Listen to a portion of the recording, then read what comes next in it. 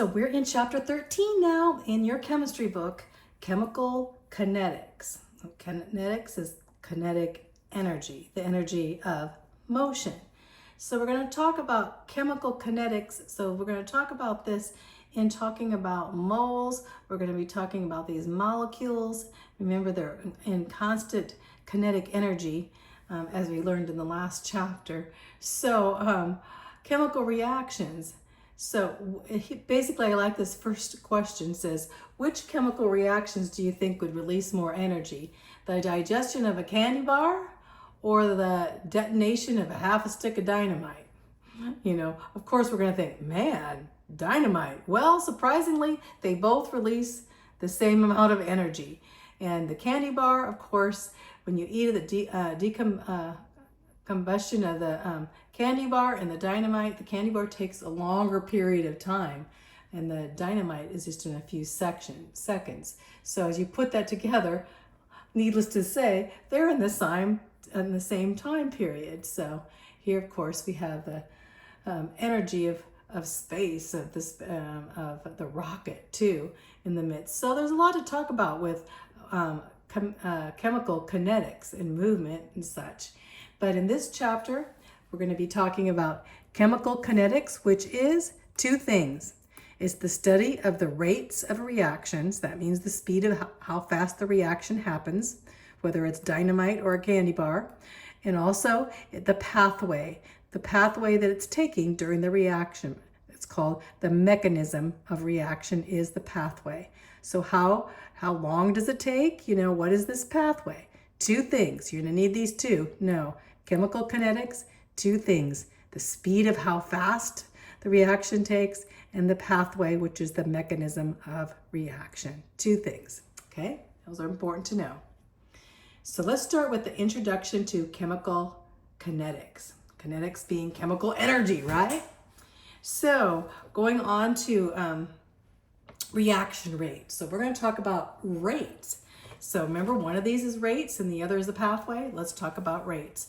The rate is the change in some quantity over time.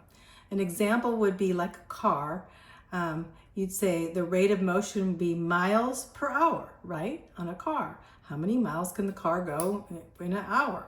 And that's the measure of the energy. Or maybe the speed of the charging bowl. So you have a bowl, well, that would be what? It could be miles per hour, probably not, but maybe be foot per second would be better as for a charging bowl. Or how about the speed of a little snail in your garden? Well, you can measure that by inches per hour or maybe millimeters per minute, right? And these things are actually, describing or measuring, rate called reaction rates. But in a chemical reaction, the quantities that change in time are products. We call them products and reactants, and how they change and the amount that's is changed is going to be very important in the time. So how do we measure that? Of course, we're not going to measure miles per hour on this stuff. So how do we measure chemical reactions? Well, here's how we do. Here's the equation here. So we may define the reaction rate as a change in the molarity.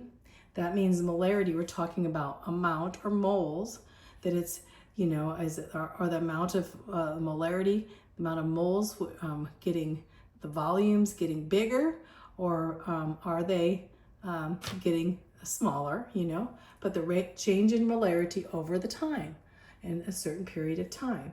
So just think, remember this, reaction rate has to be, now we're going to go by the change in molarity over time, and those being moles. Because when moles, we're talking about what?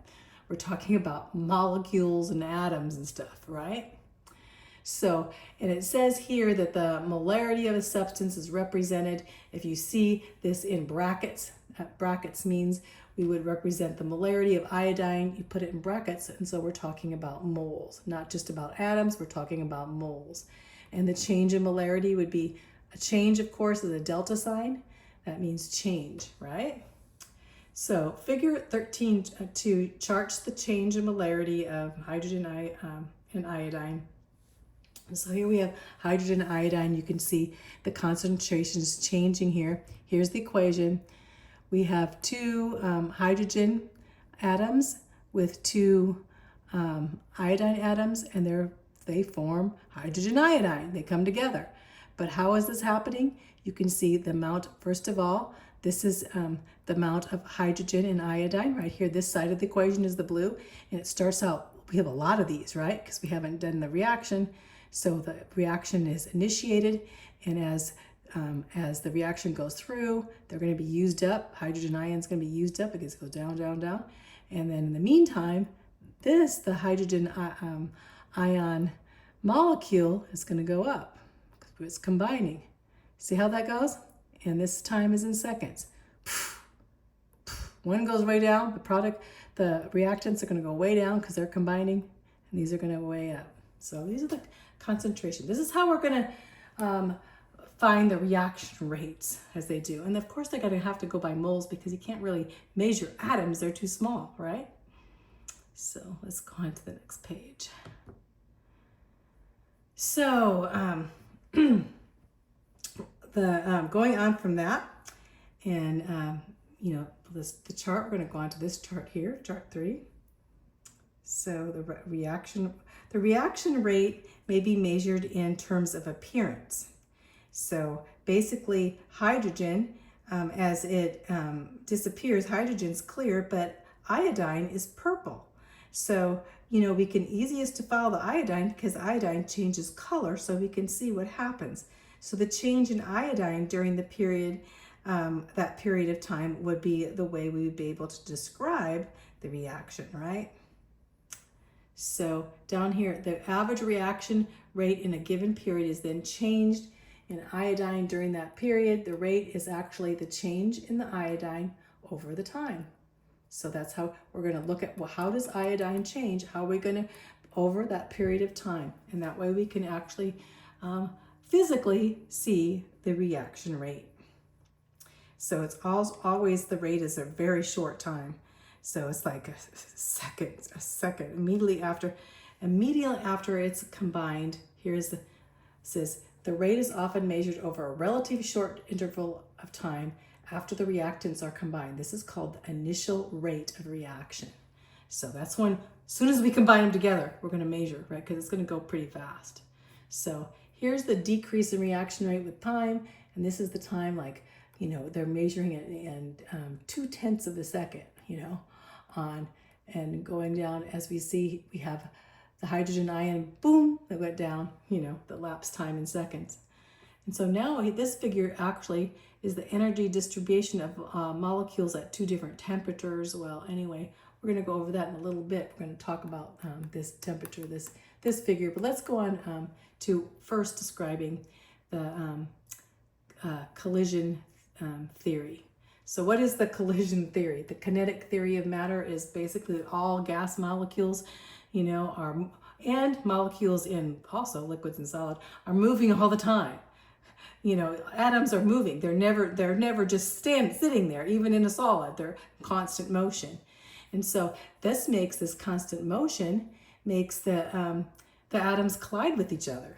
And so when they collide with each other, the greater frequency, the faster they're colliding, and the greater amount of energy they have between the reactant particles, the greater rate of reaction is known as the collision theory. Collision theory is, how many of these guys are colliding with each other? So as a result of this principle, any factor that affects collisions between reactants should affect the reactant rate. So the more collisions, the faster the rate of reaction is going to be, is what they're saying.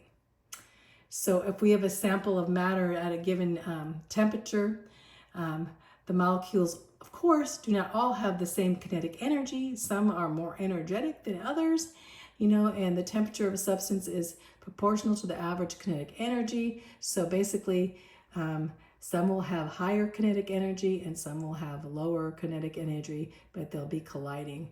And so this figure here is what we're talking about here, illustrates the kinetic energies in gas molecules at two different temperatures.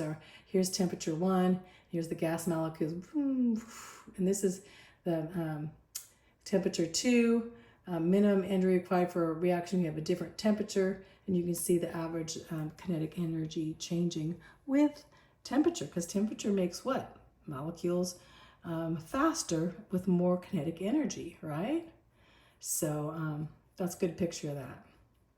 So based on this collision theory, we also would expect the reaction rate of most reactions that will depend on the positioning. Okay, now we're talking about something different. We talked about temperature. Higher temperature, faster, quicker.